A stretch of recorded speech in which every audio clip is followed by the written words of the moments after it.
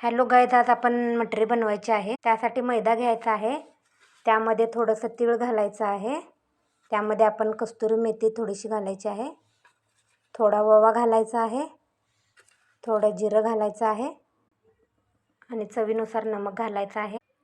आणि आपण त्यात थोडंसं तेल गरम करून घालायचं आहे आणि हे मिक्स करून घ्यायचं आहे. आणि त्यात थोडंसं पाणी घालून त्याचा डो बनवून घ्यायचा आहे. पीठ थोडंसं भिजूसपर्यंत 2 चमचे तूप,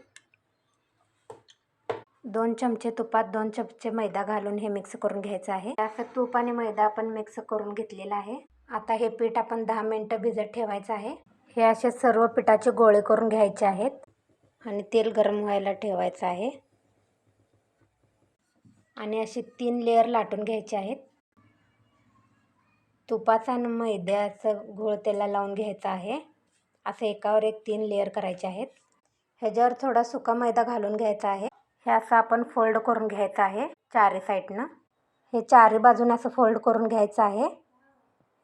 ह्याच्यावर पण आपल्याला थोडा मैदा घालून हे फोल्ड करून घ्यायचं आहे. परत हे आपल्याला लाटून घ्यायचं आहे.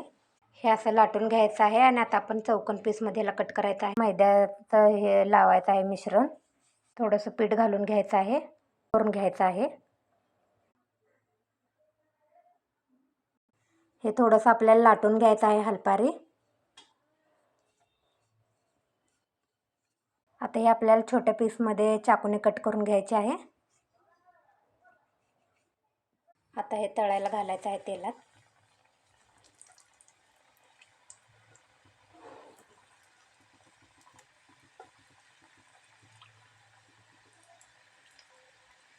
आणि हे तळून घ्यायचं आहे ब्राऊन कलर येऊसपर्यंत.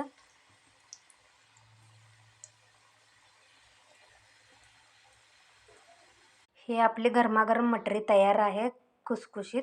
रेसिपी कशी वाटली कमेंटमध्ये सांगा. अशी खुसखुशीत मटरी तयार होत्या. ट्राय करून बघा.